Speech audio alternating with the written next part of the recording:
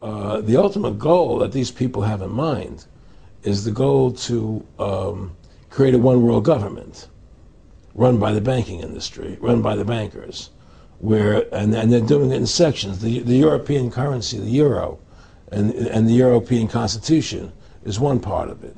Now they're trying to do it in America with the North American Union, right? And they want to create a new currency called the Amero, right? And the whole agenda is to create a one world government where everybody has an RFID chip implanted in them. All money is to be in those chips, right? There'll be no more cash. And this is given me straight from Rockefeller himself. This is what they want to accomplish. And all money will be in your chips.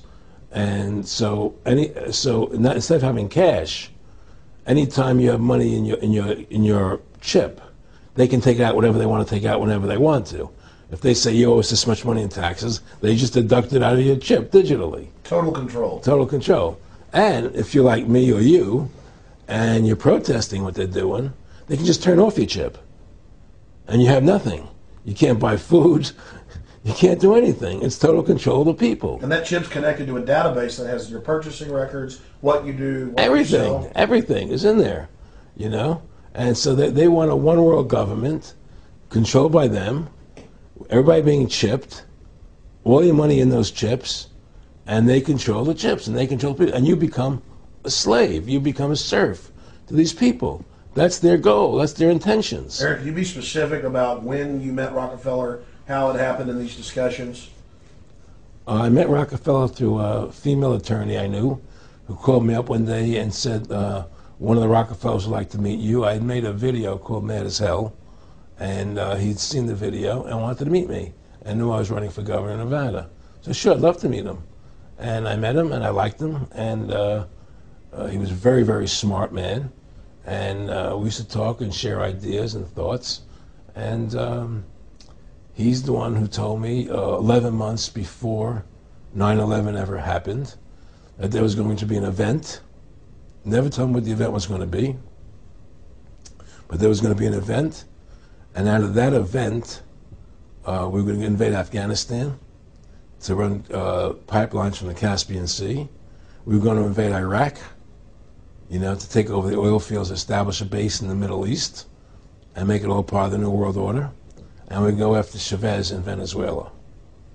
And sure enough, later 9/11 happened, and I remember he was telling me how how you're gonna see soldiers looking in caves for people in Afghanistan and Pakistan and all these places, and there's going to be this war on terror, which is no real enemy, and the whole thing is a giant hoax, you know. But it's a way for the government to take over the American people. He told you it was going to be a hoax. Oh yeah, oh yeah. There's no question. He says there's going to be war on terror, and he's just laughing. There's no who are we fighting? I mean, why do you think 9/11 happened, and then nothing's happened since then? Do you think that our security is so great here that these people who pulled off 9/11, who were able to, can't knock down another plane? Come on, it's ridiculous. 9/11 was done by people in our own government and our own banking system to perpetuate the fear of the American people into subordinating themselves to anything the government wants them to do. That's what it's about, and to create this war, this endless war on terror. And that's why and that was the first lie. And the next lie was going into Iraq, you know, to get Saddam Hussein out with his weapons of mass destruction. That was the next lie. Now, specifically, this was a little over 6 years ago. This was 11 months before 9/11. Yeah. And Nick Rockefeller, who's a lawyer, he's become your friend over the previous years, and he's saying to you that there's going to be this big event, and then out of that we're going to have a war on terror, and it's just going to go on and on. Right. An endless war on terror without any real enemy. That you can never, so you can never define a winner. And did he say that it's going to be perfect because you can't define an enemy? It just goes on and on? Yeah, because you can't define a winner. There's no one to beat, so it goes on and on forever. And they can do whatever they want. They scare the hell out of the American public. Look, this whole war on terror is a fraud. It's a farce. It's very difficult to say it out loud because people are intimidated against saying it. Because if you say it, they want to make you into a nutcase. Let's But the truth has to come out. That's why I'm doing this interview. The fact of the matter happens to be that the whole war on terror is a fraud. It's a farce. Yeah, there's a war going on in Iraq because we invaded Iraq, and people over there fighting, you know.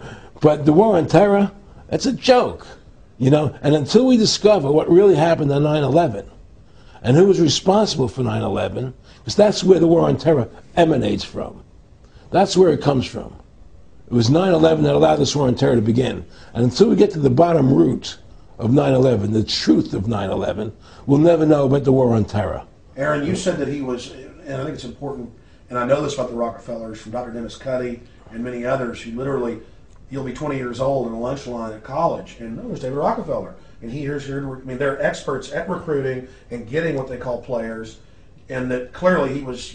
I mean, I want to make it specific and just get you to reiterate what you said last night about you got 30% of the vote. You were having an effect. You made mad as hell. They knew that you'd started the Constitution Party. Yeah. They knew that you were somebody who was taking action and getting things done. You'd already made some big films, had a lot of other successes. Right. So they were trying to recruit you, and didn't it come down to the point of, hey, we are here to recruit you, and don't worry, your chip's going to say, don't mess with us. You know, this guy's don't touch. Yeah, yes, that did happen. I was definitely being recruited, but it's more subtle than that. Well, in your words, just go through the process, and then what he said. Well, what it is remember, we were friends, and we used to go to my house a lot. We'd have dinner, we'd talk, and he'd tell me about business investments, how you get involved in, you know, or they would help me with this business investment or that business investment.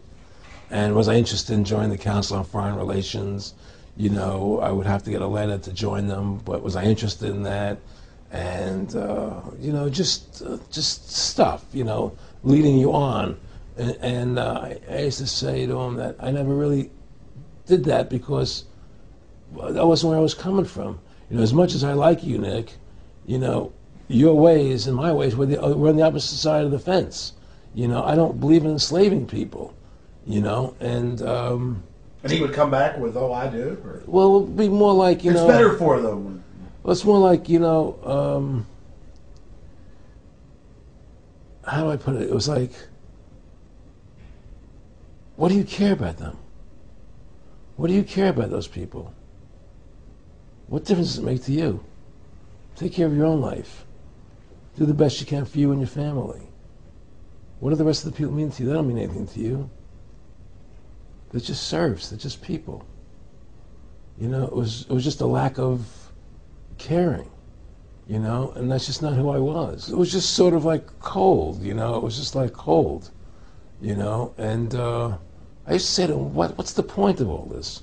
You have all the money in the world you need. You have all the power you need. What's the point? You know, what's the end goal? And he said the end goal is to get everybody chipped, to control the whole society. To have the bankers, the elite people, you know, the bankers and some governor controlling the world.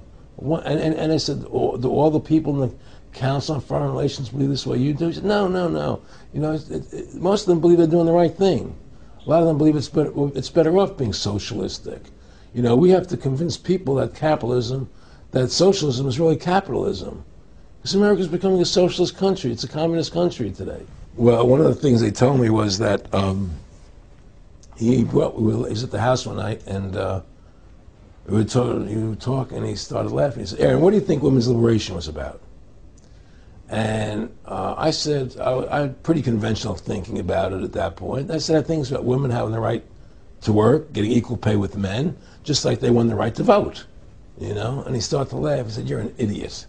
And I said, "Why am I an idiot?" He said, let me tell you what that was about. We, the Rockefellers, funded that. We funded women's lib, you know? And we're the ones who got all over the newspapers and television, the Rockefeller Foundation. He says, and you want to know why? He said, there were two primary reasons. And one reason was we couldn't tax half the population before women's lib. And the second reason was, now we get the kids in school at an early age. We can indoctrinate the kids how to think. It breaks up the family. The kids start looking at the state as the family, as the school, as the officials, as their family, not as the parents teaching them. And so those are the two primary reasons for women's lib, which I thought up to that point was a noble thing. You know, when I saw their intentions behind it, where they were coming from when they created it, the thought of it, I saw the evil behind what I thought was a noble adventure.